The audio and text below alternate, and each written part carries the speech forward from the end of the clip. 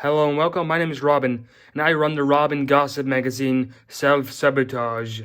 I've got all the hot goss, the sizzling sip, and some skincare routines. We've never had an interview with Robin. He says he's very busy cutting drawings of himself out of cardboard. This might make you think he's some super arrogant prick thinking he's better than everybody, pushing them away so he can sit on the throne of crystallized ego feeling superior and alone. But I've done my research, turns out he's just alone. I still don't know what that throne is made out of. Although saying he's alone might be outdated or not really the whole truth, which is something unprecedented for this tabloid. And I swear on the life of the sixth baby of whichever celebrity will make people buy a magazine if you write the word "got pregnant on expensive vacation" under their face.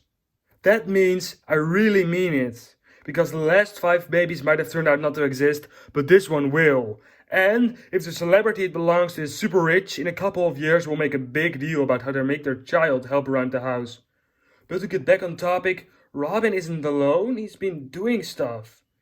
He's been going out. I think he went on a date once or definitely not more than twice. And the girls were aware they were going on dates. Before all this, writing was easy. The secret method of looking different from your before picture while reminding yourself that people might not say it, but they find you annoying and you have to prove yourself to them, but also don't be around them too much. A horrible disaster!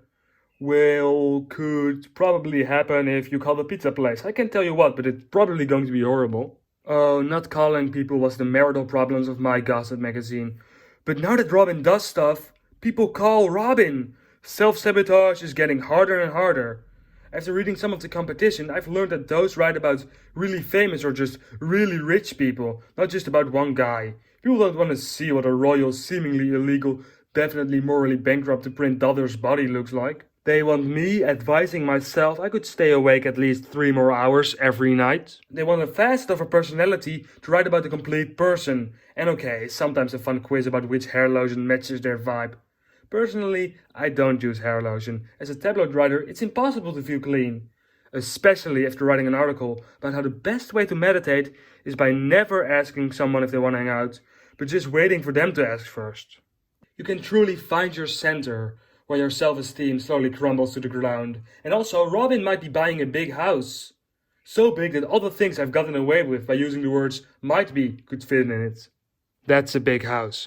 This part has nothing to do with overthinking or the strange desire to fail. It's just a movie column and I like it. She's the Man's Dozen 6, a movie about a girl pretending to be her twin brother so she can play soccer against her ex-boyfriend. He became her ex-boyfriend after her female soccer team got discontinued and she wasn't allowed to join his, even though he said she was better than most of the guys on his team. So, in the middle of the movie, she's having to switch from pretending to be a brother to being herself, and I start to think, hey, that's David Cross, and sure, she's pretending to be a boy, but whenever she talks to her mother, whom asks her to do a bunch of traditional things, she's kind of pretending to be a girl. Is this going to be a beautiful non-binary coming-of-age story? No, she plays soccer, shows her boobs, and is allowed to have those while playing soccer. What a movie, huh? Probably as bad as the time you did that thing wrong, Robin. No, it just doesn't have the same bite.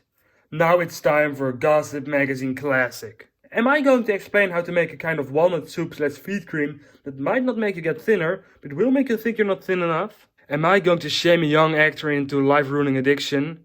Think bigger, think huge, think in higher numbers than some old male actors turn out to have children. Think in numbers like the ages those actors conceive of those children. Love. I'm going to tell you who Robin's in love with. I wrote it down somewhere, in the pile of pictures of women only famous to mothers. No, here it is, on top of the screenshots of famous people's Instagram posts magazines like to publish, even though they're, already on Instagram. Robin's in love with...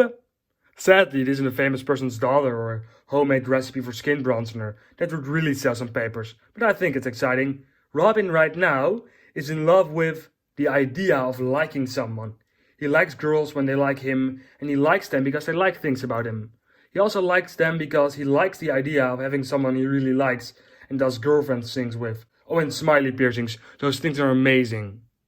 And this might seem like it isn't really news, but not in the way that none of the things in these close to the cash register stapled together collections of lies seem like news, but in the way that nothing has happened yet. But look to the future. Us tabloids like it when someone gets pregnant, but we love a miscarriage. The thing better than a private plane is a plane crash. Robin is building up to his biggest disaster. Sure, he used to self-sabotage by being scared of asking people to hang out, and those feelings have died down, but now he's going to make sure he might never fall in love. My biggest issue yet.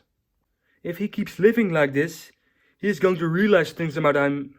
If he keeps living like this, he's going to realize things about himself that I might not be brave enough to print.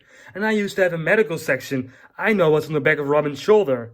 Things might be getting better and better, but as sure as I'm pretending to be about how cow-eyes blended with children's bones help you live possibly forever or just cure cancer. That doesn't matter. What matters is, Robin, a part of you still sets you up to fail. Or maybe you'll be fine, but it doesn't really sell papers. So until I come up with a new way to sell fake weight loss instructions, I'll be in the back of your brain. What do you have there? Oh, it's a gossip magazine about me. What?